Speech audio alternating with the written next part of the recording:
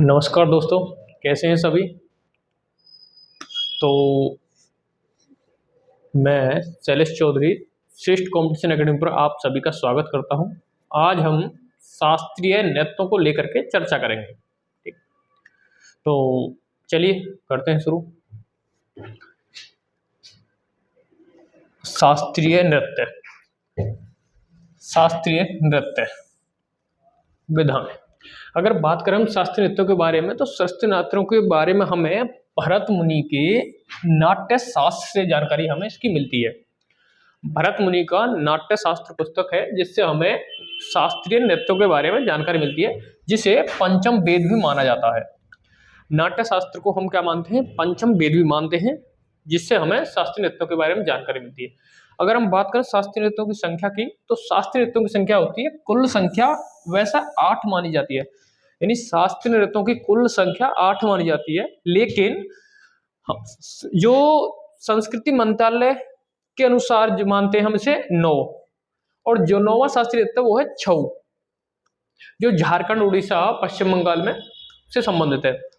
अगर संगीत नाटक अकादमी की बात करें तो इसके द्वारा शास्त्रीय नृत्य की कुल संख्या कितनी है? 8 है, और संस्कृति मंत्रालय के अनुसार संख्या कितनी है? 9 है। और संगीत नाटक अकादमी की बात करें तो इसकी स्थापना हुई थी 28 जनवरी 1953 को। कहाँ हुई थी? दिल्ली में। तो शास्त्रीय नृत्यों की सर्वमान्य जो संख्या है वो कितनी है? 8 है। 9वां किसके अनुसार है? तो संस्कृति मंत्रालय के अनुसार। ठीक है, आगे बात करें छऊ। छऊ जो 9वां शास्त्रीय नृत्य है, इसे अर्ध शास्त्रीय नृत्य भी कहा जाता है। छऊ जिसे संस्कृति मंत्रालय द्वारा माना जाता है, इसे क्या कहा जाता है? इसे अर्ध शास्त्रीय नृत्य भी कहा जाता है। अगर बात करें तो इसे यूनेस्को के विश्व विरासत सूची में यानी अमूर्त सूची में 2010 में शामिल किया गया था। छऊ नृत्य को 2010 में यूनेस्को की सूची में शामिल किया गया था।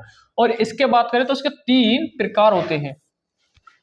कौन कौन से? पहला है मयूरभंज छऊ, जो किस राज्य से संबंधित है? उड़ीसा से संबंधित है। दूसरा है आपको सरायकेला छऊ, और यह संबंधित है झारखंड राज्य से। तीसरा है आपका पुरुलिया छऊ, यह पश्चिम बंगाल से संबंधित है।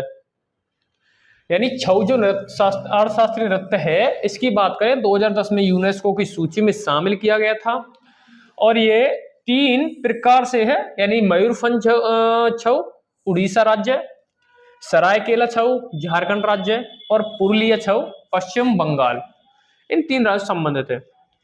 बात करें इससे आगे शास्त्रीय नृत्यों की बात करें तो शास्त्रीय नृत्य अभी बताया था मैंने कितने होते हैं? 8 होते हैं। और उनसे संबंधित राज्यों की बात करें, देखिए सबसे पहला भरतनाट्य, जो सबसे पुराना भी है।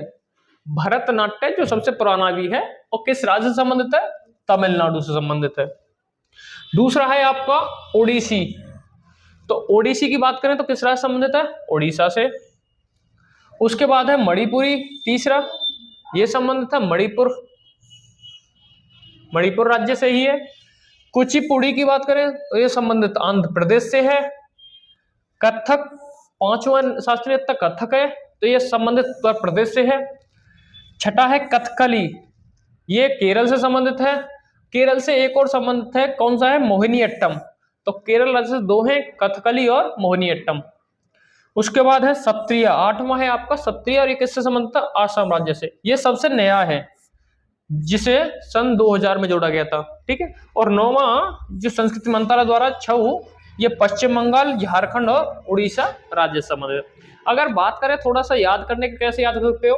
देखिए भरतनाट्य, भरतनाट्य न से नाट्य और न से भरतनाट्य, तो भरत में तय से यानी तमिलनाडु, या ऐसे कर सकते हो भरतनाट्य या भरतनाडु, यानी न से नाडु, नाडु किसमें? तमिलनाडु में, तो भरतनाडु इस तरह से भी कर सकते हो। ओडिसी, उड़ीसा, ओडिसी उड़ीसा हो सकता है। मणिपुर, मणिपुरी, ये भी याद हो सकता है। बात करें कुचिपुड़ी की, कुचिपुड़ी आंध्र प्रदेश, तो यानी कच्चीपुड़ी किसी अंधे को दी जा सकती है, तो ऐसे भी याद सकते हो कच्चीपुड़ी किसी अंधे को, तो आंध्र प्रदेश। ठीक है, आदिपुड़ी, आदिपुड़ी से याद रख सकते हो, आदि मतलब आंध्र प्रदेश, पुड़ी मतलब कुचिपुड़ी। उसके बाद कथक, कथक मतलब उत्तर प्रदेश। कथकली, कैसे कथकली और कैसे केरल भी ऐसे आ सकते हो। मोहिनीअट्टम केरल में है ही। और क्षत्रिया सत्रिया आसाम, सत्रिया आसाम याद रख सकते हो। ठीक है, अगला देखिए, यानी भरतनाट्यम की बात करें तो ये भरतनाट्यम है जिसका पुराना नाम क्या है, सादिर। भरतनाट्यम जिसका पुराना नाम क्या था, सादिर था। और इसके अन्य नाम की बात करें तो इसका अन्य नाम है दासियट्टम। भरतनाट्यम का अन्य नाम हो जाएगा दासियट्टम, और एक है आपका अग्नि नृत्य। ठीक है, इसकी हमें जो स्रोत है, यानी इसकी हमें जो जानकारी मिलती है वो हमें दो किताबों से मिलती है। एक है शिल्पाधिकारम और दूसरी है आपकी अभिनय दर्पण। दो पुस्तकें, एक है आपकी शिल्पाधिकारम और एक है आपकी अभिनय दर्पण। किसको समर्पित होती है, मंदिरों को समर्पित है। शैव धर्म से विचारों की प्रस्तुति, यानी ये शैव धर्म से संबंधित और मंदिरों को समर्पित है। इसका आरंभ की बात करें तो नृत्य का आरंभ आली रूपी से होता है। नृत्य का जो आरंभ है वो किससे होता है, तो आली रूपी से होता है।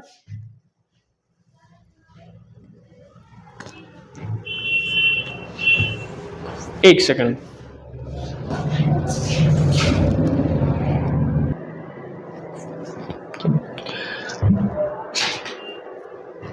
भरतनाट्यम में 6 भाग शामिल हैं। कौन कौन से हैं, अलारूपी, जातिस्वरम, यानी ये शुरुआत के लिए, यानी शुरू में किससे आह्वान किससे किया जाता है, अलारूपी से। नृत्य भाग है जातिस्वरम। शब्दम जो है आपके शब्द के साथ लघु रचनाएं हैं। और वर्णम यानी एक कहानी जिसमें नृत्य नृत्य दोनों शामिल हैं, नृत्य और नृत्य दोनों शामिल हैं। ठीक है, उसके बाद पदम। पदम यानी पदम जो ये भाग है आपका धार्मिक, यानी इसके बाद आपको धार्मिक प्रार्थना भजन कीर्तन करनी पड़ेगी। और अंत में है आपका तिल्लाना, यानी हिंदुस्तान संगीत के तराना के अनुरूप। ये इसके 6 भाग हो जाएंगे। आगे बात करें, नाट्य रूप का स्वरूप पाने वाला भारत का पहला शास्त्रीय नृत्य कौन सा है, भरतनाट्य। तो नाट्य स्वरूप के रूप में, यानी भारत का जो पहला नृत्य कौन सा है, तो पहला शास्त्रीय नृत्य है आपका भरतनाट्यम है।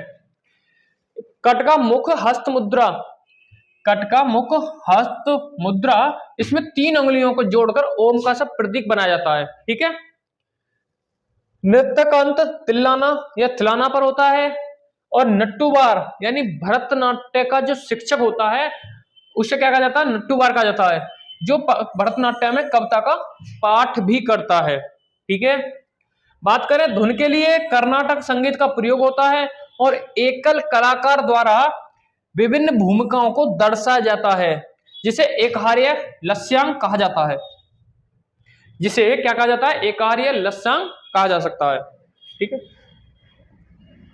आगे बात करें भरतनाट्यम नृत्य की जो शैली है, भरतनाट्यम नृत्य की शैली कौन सी है, कला क्षेत्र है और वजुवर कला मंडलम। इसकी शैली आपका कला क्षेत्र वजुवर कला मंडलम इसकी शैली है।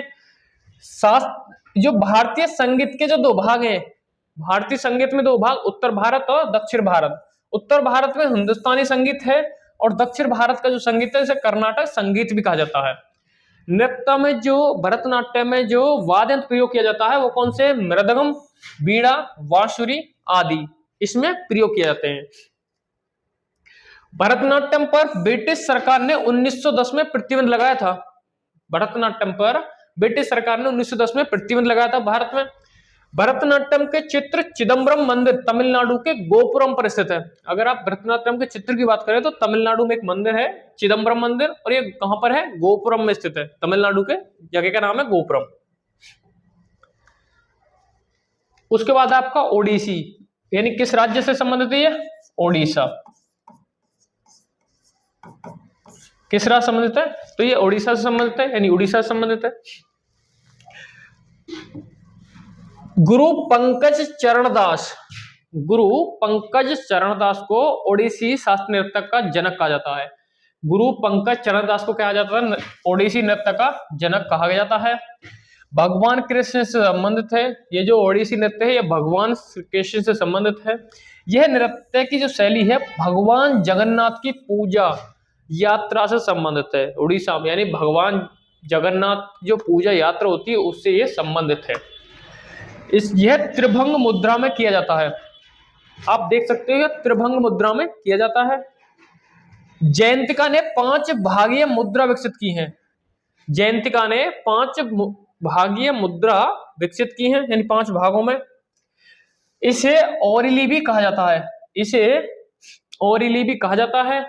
इसकी शुरुआत मंगलाचरण से और अंत मोक्ष पर होता है। इसकी शुरुआत जो कहां से होती है? मंगलाचरण से, और अंत होता है इसका मोक्ष प्राप्ति पर। मंगलाचरण पृथ्वी माता के को पुष्प अर्पित किया जाता है, और मोक्ष यानी थारिझम नृत्य से। पखावच अक्षरों का प्रयोग इस नृत्य को समाप्त करने के लिए किया जाता है। तो इस नृत्य को जो समाप्त किया जाएगा तो किस अक्षर का प्रयोग करेंगे? तो पखावक्ष अक्षरों का प्रयोग करेंगे। नृत्य उदाहरण है उदयगिरी और खंडगिरी गुफाओं में देखने को मिलते हैं हम इसके उदाहरण। मुख्यतः महारियों द्वारा किया जाने वाला नृत्य है। ये महारी जनजाति द्वारा किया जाता है मुख्यतः। आगे बात करें, नृत्यांगनाएं शरीर से जटिल ज्यामितीय पैटर्न बनाती हैं, इसे सचल मूर्ति कहा जाता है। यह नृत्य जल तत्व का प्रतीक भी है। एक और खास बात है, ये किसका? जल तत्व का प्रतीक है। इसमें जो वाद्य यंत्रों का प्रयोग किया जाता है, इसमें मंजीरा, पखावच और ढोल, सितार वाद्य यंत्रों का प्रयोग किया जाता है। उसके बाद अगला है आपका शास्त्रीय नृत्य तीसरा, यानी कौन सा है? मणिपुरी। किससे संबंधित है? मणिपुर राज्य से। यह वैष्णव संप्रदाय से संबंधित है। जो धर्म की बात करते हैं वैष्णव धर्म को संबंधित है। भगवान श्री कृष्ण के बाल्यकाल की कहानियां दर्शाई जाती हैं। इसमें भगवान श्री कृष्ण के बाल्यकाल की सारी कलाएं या कहानियां दर्शाई जाती हैं। इसकी जो 3 प्रमुख शैलियां हैं, एक तो लाई हरोबा, संकीर्तन और रासलीला। संकीर्तन और रासलीला और लाई हरोबा, ये इसकी 3 शैलियां हैं। किस पर आधारित? तो राधा कृष्ण थीम पर आधारित। रासलीला देखते हो किस लिए? राधा और कृष्ण की तो रासलीला रचाई जाती है। मणिपुरी नृत्य रासलीला को पहली बार 1779 में निंगथो चिंगथांगखोबा ने शुरू किया था। किसने शुरू किया था? तो निंगथो चिंगथांगखोबा। कब किया था? तो 1779 में। अगला, इसे जवाहरलाल नेहरू मणिपुरी नृत्य अकेडमी कहां है? तो मणिपुर में है। जवाहरलाल नेहरू मणिपुरी नृत्य अकेडमी कहां है? मणिपुर। इसमें पैना वाद्य यंत्र का प्रयोग किया जाता है। तो इसमें जो वाद्य यंत्र का प्रयोग किया जाता है वो किया जाता है आपका पैना वाद्य यंत्र। इसमें नट गायन का भी प्रयोग किया जाता है। नृत्य वाद्य यंत्र बजाना, गाना गाना एक ही व्यक्ति द्वारा किया जाता है। इसे पंगचोलेम कहा जाता है। इसमें ड्रम का प्रयोग भी किया जाता है। बात करें जागोई और प्लस चोलेम, यानी मणिपुर के 2 प्रमुख भाग हैं। मणिपुरी शास्त्रीय नृत्य के 2 भाग कौन से? जागोई और चोलेम, ये इसके 2 भाग हैं। इसमें 64 तालों का प्रयोग किया जाता है। नागबंद मुद्रा, जिसमें शरीर के 8 आकार के वक्रों के माध्यम से जुड़ा होता है।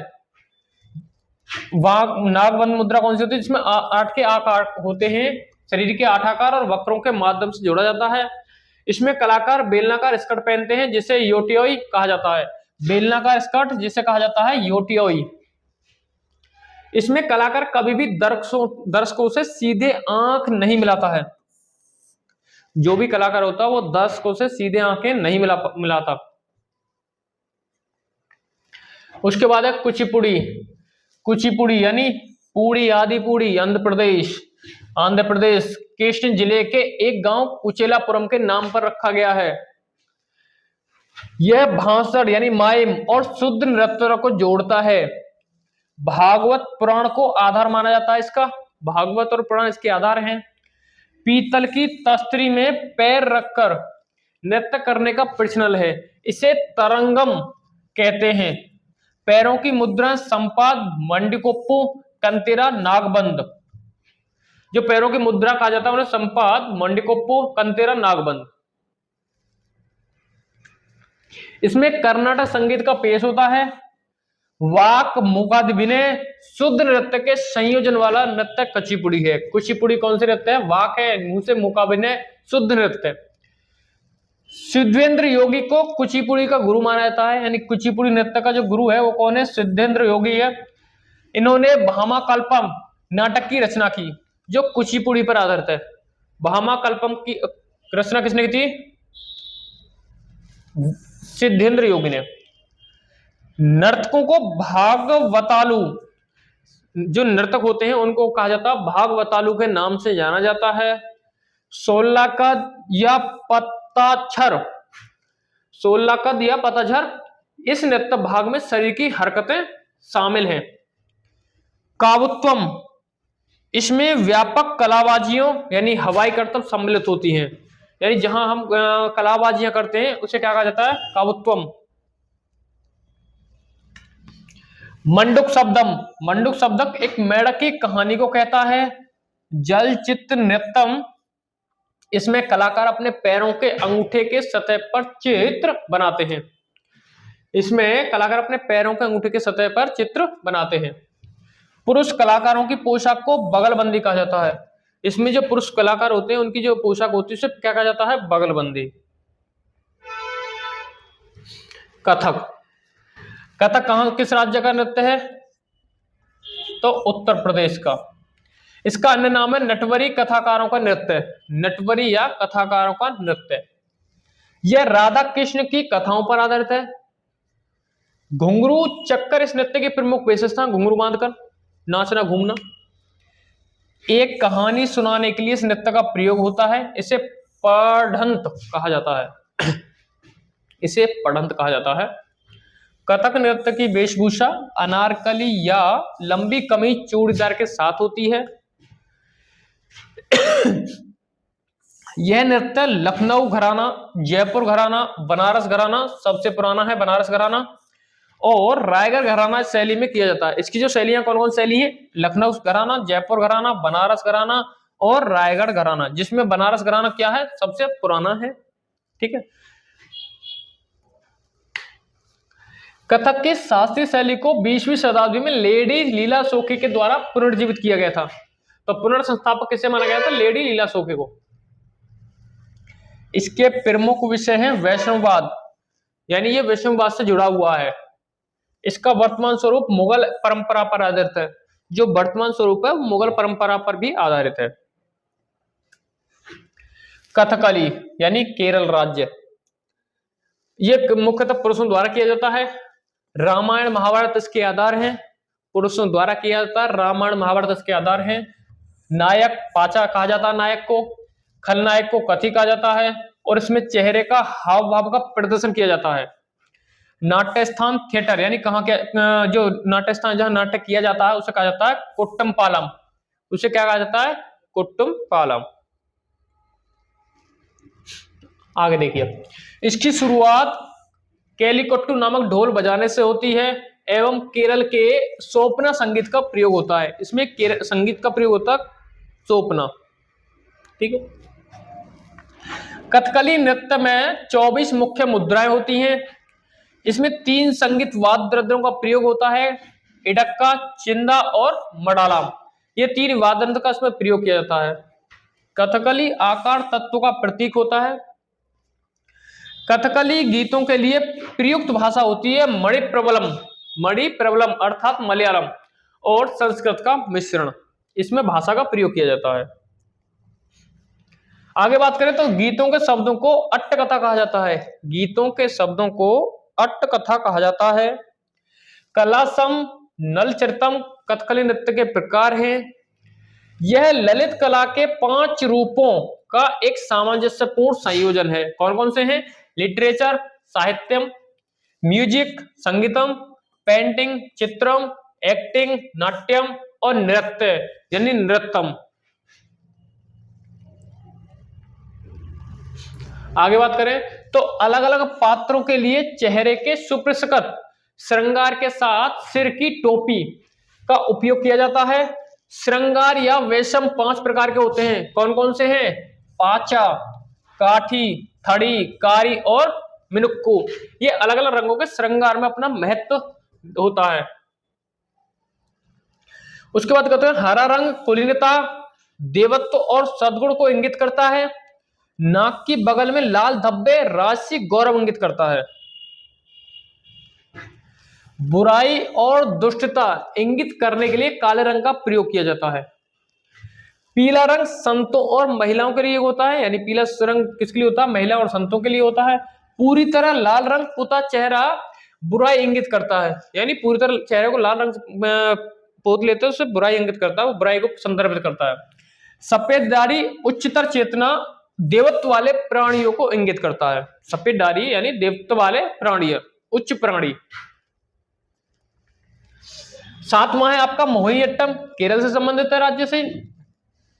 मोहिनी मतलब सुंदर स्त्री, अट्टम यानी नृत्य, एकल महिला द्वारा किया जाता है। बालों में चमेली के सफेद फूल लगाए जाते हैं। इस नृत्य में केरल कशाबू साड़ी पहनी जाती है और इस नृत्य का जो उल्लेख है वो व्यवहार माला से हमें मिलता है। इस नृत्य की जानकारी हमें किससे मिलती है? तो व्यवहार माला नामक पुस्तक से मिलती है। विष्णु के स्त्रीण रूप की कहानी सम्मिलित है। इसे जादूगरनी का नृत्य भी कहा जाता है, यानी जादूगरनी का नृत्य एकल महिला द्वारा किया जाता है।